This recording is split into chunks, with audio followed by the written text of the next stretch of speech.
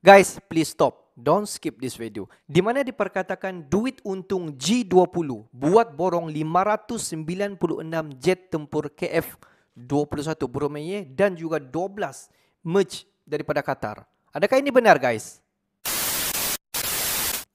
Hello guys, bismillahirrahmanirrahim. Assalamualaikum warahmatullahi wabarakatuh. Allahumma salli ala sayyidina Muhammad wa ala sayyidina Muhammad. Guys, selamat datang ke Musa Channel. Ini adalah channel YouTube aku, guys, Musa bin Muhammad Darin Channel. Kepada subscriber, kepada viewer di luar sana yang baru sahaja masuk ataupun baru sahaja terjumpa Musa Channel, jangan lupa untuk memberi sokongan kepada channel ini dengan menekan ataupun klik tombol subscribe, like dan komen di bahagian komentar di bawah. Dan kepada subscriber, kepada viewer di luar sana yang telah pun memberi sokongan kepada Musa Channel, aku mengucapkan ribuan terima kasih, guys. Kalian memang awesome lah, guys. Dan aku sentiasa mendoakan agar semua kalian di luar sana dipermudahkan segala urusan, dibukakan pintu-pintu rezeki, dihindarkan, dijauhkan daripada segala malapetaka dan juga dihindarkan daripada segala fitnah akhir zaman, guys. Amin amin ya rabbal alamin. Guys, seperti biasa, hari ini kita akan buat sedikit lagi video reaction di channel Bagi-Bagi. Dan kalau kita tengok judul video yang kita akan react hari ini, di mana diperkatakan duit untung G20 borong 596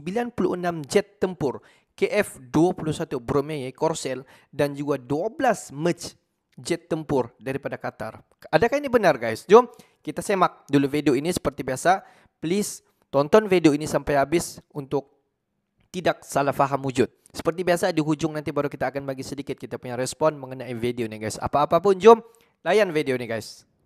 Wow, ada apa, guys? Dapat untung G20, Prabowo borong 596 jet tempur KF-2 Korea Selatan dan 12 meraj Qatar. Begini respon dunia. Kemana diketahui banyak alutsista kita sudah tua, ya, sudah saatnya memang mendesak harus diganti. Kebutuhan-kebutuhan sangat penting dan kita siap untuk menghadapi dinamika lingkungan strategis yang berkembang dengan sangat pesat. 2025 atau 2026 kita sudah memiliki postur pertahanan yang sangat ideal untuk 25 tahun ke depan. Bagaimana dengan Pak Prabowo, Menteri Pertahanan? Apakah penting untuk membuat alutsista kita kuat? Iya, penting. Bagaimana dengan polisi, Ibu? Polisi juga penting. Jadi segala sesuatu belanja itu begitu banyak yang harus kita perhatikan, yang kemudian kita harus prioritaskan. Dan tentu kita juga menjaga supaya tidak bocor, tidak dikorupsi, tepat sasaran.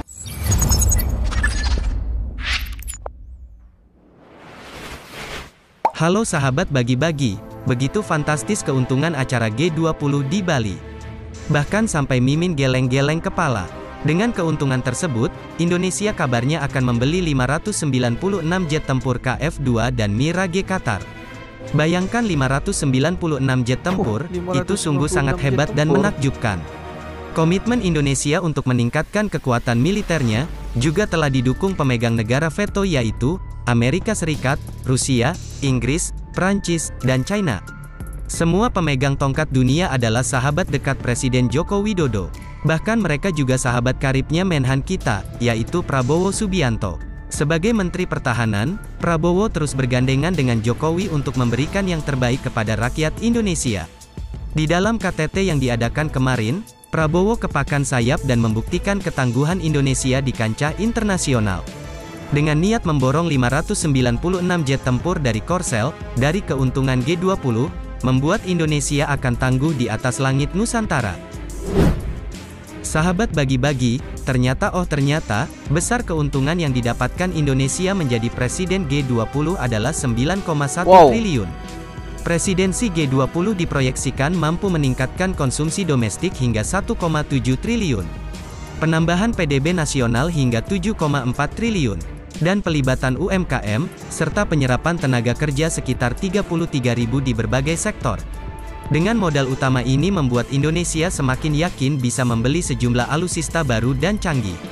Pada acara G20, Indonesia dan Korea Selatan menargetkan penjualan KF-21 Boramae mencapai 596 unit untuk target maksimum. Minimum market diprediksi akan menyerap Cavex Evo mencapai 160 unit. Angka ini terjual jika berada di dalam pasar yang besar. Negara-negara yang menjadi prioritas utama meliputi India, Mesir, Turki, Israel, Arab Saudi, Singapura, Finlandia hingga Swedia. Sahabat bagi-bagi, sementara itu, Direktur Umum Senior Program Cavex di DAPA, Jung Kwangsun menyebut, bahwa ia yakin Indonesia dan Korea Selatan bisa menembus pasar tersebut.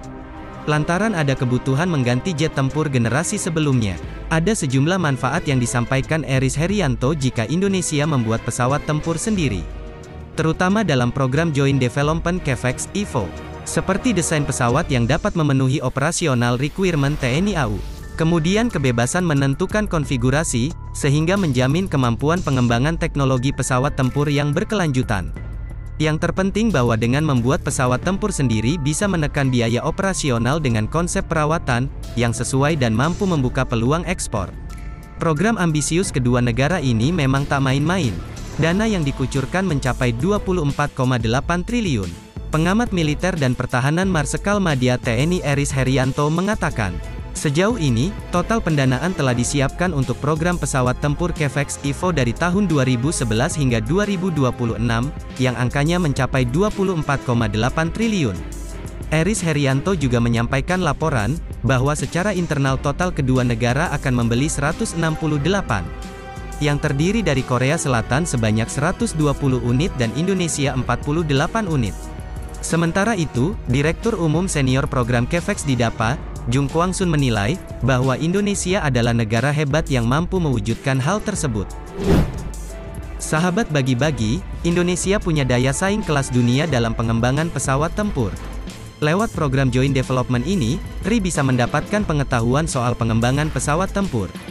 Kerjasama pemerintah Indonesia dan Korea Selatan, terbentuk dalam program pembuatan pesawat tempur bersama yang bernama Cavex EVO. Kerjasama ini bersifat joint development. Pesawat tempur yang disepakati ini adalah generasi 4,5, di mana generasi ini semi-stealth, atau low observable, juga smart avionics dengan sensor fusion. Selain itu, kemampuan lainnya beyond and within visual range weapon system, highly maneuverable dan interoperability concept. Dalam tujuan untuk bisa bekerja sama ini yaitu, menyiapkan penguasaan kemampuan teknologi kunci pesawat tempur generasi 4,5. Sahabat bagi-bagi, selain membeli jet tempur Rafale baru buatan Prancis dan Korea Selatan, Indonesia ternyata juga berencana untuk membeli jet tempur bekas pakai negara Qatar, yang juga merupakan buatan Prancis, yaitu jet tempur bermesin tunggal Dassault Mirage 2000-5 bekas Angkatan Udara Qatar. Juru bicara Kemenhan yaitu Bapak Dhanil Anzar Simanjuntak menyebut, bahwa rencana pembelian 12 jet tempur bekas Qatar ini pun masih dalam proses negosiasi. Upaya pembelian Dassault Mirage kini memang sudah masuk dalam tahap negosiasi, dan menunggu pengesahan. Lantas pertanyaannya, mengapa kita malah membeli barang bekas, padahal kan kita sudah membeli Rafale yang baru? Sahabat bagi-bagi, terkait hal ini beliau pun mengungkapkan, bahwa rencana pembelian Mirage milik Qatar ini diharapkan, menjadi langkah transisi kekuatan sebelum 6 jet Rafale batch pertama Indonesia tiba, yang sekiranya baru datang tahun 2026 nanti. Ini digunakan sebagai interim agar kekuatan kita ready, alias selalu siap sedia. Maka dilakukanlah negosiasi jet-jet tempur yang sudah ready atau siap dipakai. Artinya sembari menunggu jet tempur baru datang yang kira-kira baru nyampe 4 tahun lagi, dan agar pertahanan udara kita tidak kopong, dicarilah jet-jet tempur yang bisa langsung pakai alternatifnya, yaitu jet tempur Dassault Mirage 2000-5 bekas pakai Angkatan Udara Qatar ini. Sahabat bagi-bagi, kekuatan jet tempur Qatar ini tidak bisa diragukan lagi.